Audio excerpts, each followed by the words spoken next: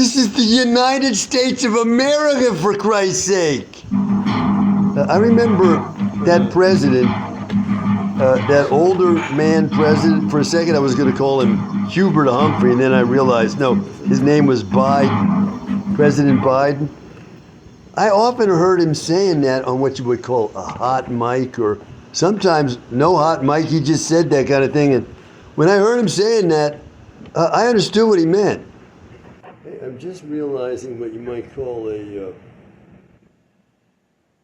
Freudian type explanation for the riveting of the world's attention on this Strait of Hormuz. Okay. Now,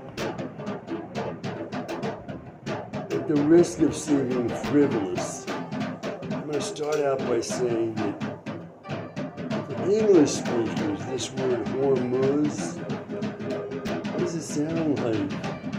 Well, whore like prostitute, muz, must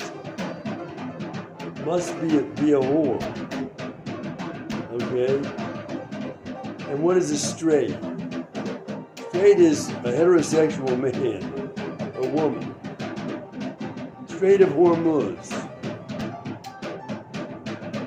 You wanna get through there as a straight, but you might have to be a whore. You must be a whore to get through there, even though you're straight. Well, what does that suggest? It suggests this a hinting at this unspoken punishment in the working world of male rape for those who are not obedient to the boss. What does the boss do? He sets his predators on the unruly person in the work world that is not quite getting it. And that person gets brought in line and made part of the wolf pack, so to speak, after he's broken in this horrifically evil practice that's been going on probably for thousands of years. Okay? I've just sketched it out.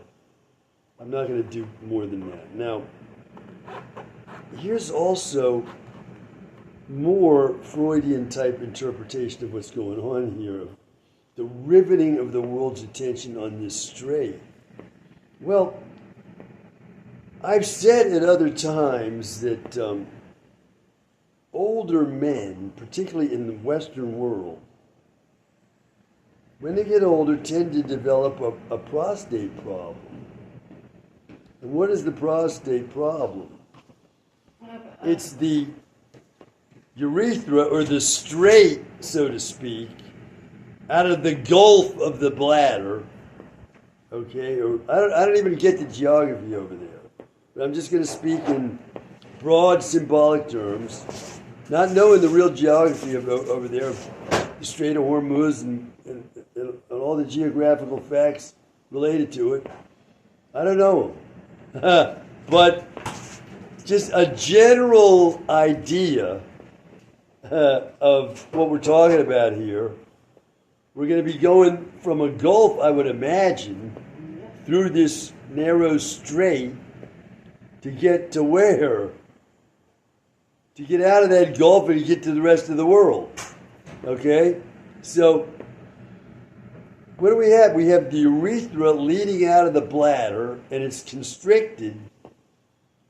Okay? And this is a worldwide problem among men. Now, I know it's even a problem in Israel because I heard on the news lately, within the last few months, that a leader over there had an operation on his prostate. Why?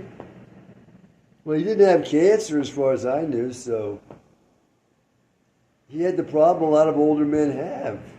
What happens is the prostate gland, which is positioned across from the bladder, it gets larger through age, and For that reason, it starts to impinge on the urethra, which is the passage way for urine out of the bladder and then out of the human body, but it has to pass through that straight first between the bladder and the prostate, okay? And, well, what I've said about this is that with modern science the way it is, why haven't we discovered a way to solve this problem about older men having a problem there? Because that problem, it becomes a serious problem for men. It could be that problem leads to cancer of the prostate. Who knows? But it's a big problem older men face, and it can destroy a person's sexual life. So, you know, I'm asking again, why is it with modern science nothing has been done to solve this problem that so many men have? Well, my theory on this is the young men who were responsible for the great discoveries when they're young men, this is when mathematicians come to their great conquests of mathematical problems, and people like Einstein come up with the theory of relativity, and all kinds of folks make great discoveries when they're young men, okay? And young women, okay? And why aren't these young people solving this problem that older men have? Well, obviously. They're going to solve this problem for older men and introduce greater competition for the women. The older men already have all the advantages. They got the money, the power, and so on. But they don't necessarily have that apparatus they need to be together with the opposite sex, because they got a prostate problem as older men. And that prostate problem keeps them running back and forth to the bathroom, keeps them sleepless at night, and so on. So this is a great competitive advantage young men have over older men in the fight for these women, because, right, what do the women want? They want a comfortable house, and they want nice things, and so on. Who can provide them? The rich older man who's already made it in the working world. He's safe, he's powerful, got lots of money, lots of influence and all this, and the woman wants this, that he can give it to her. Okay, but he can't give her necessarily this love-associated apparatus to go with these nice things that she might want. He's lacking in that, okay? So the young men are going to, and the young women are going to, oh, we got the way to make that man absolutely safe from any kind of prostate problem down there. He's going to be good to go. So now the older man is going to have money, power, influence. He's got everything, and his procreative apparatus is as good as new. We're going to give him that too. No, they're not going to give him that. So no discoveries there, okay, on how to solve that. Because the young folks, they don't want to give away the advantage they have there. Now, this is conscious. No, it's unconscious. It's part of the unconscious fight. Everybody's in here. And there's that. Now, I've heard that the prostate problem is not a big problem in certain Asian countries, where a lot of this one type of food, I'm trying to remember the name of it now, I don't like it, but it's not commonly eaten in the West. What the hell is that food called? They eat a lot of this kind of food, so apparently their prostate doesn't get bigger, and they don't have a prostate problem over in Asia.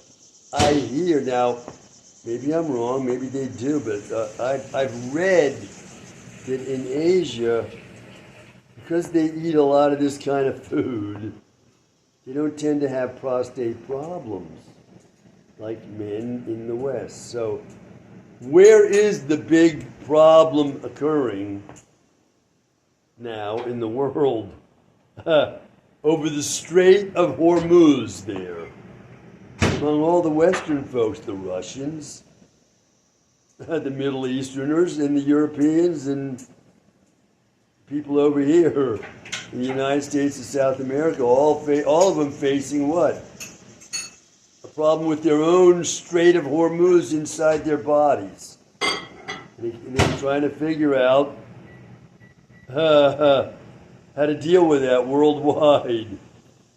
Now, I haven't developed all my ideas in this area yet. I just suddenly got this idea, so I thought I'd just express myself immediately. And of course, my ideas are not well developed yet. But if I go on thinking on this matter, I'll be able to address this symbolism more precisely. Those are my initial thoughts on what's going on there and why we have a battle over this particular geographical symbolism here. Now, let me just stop.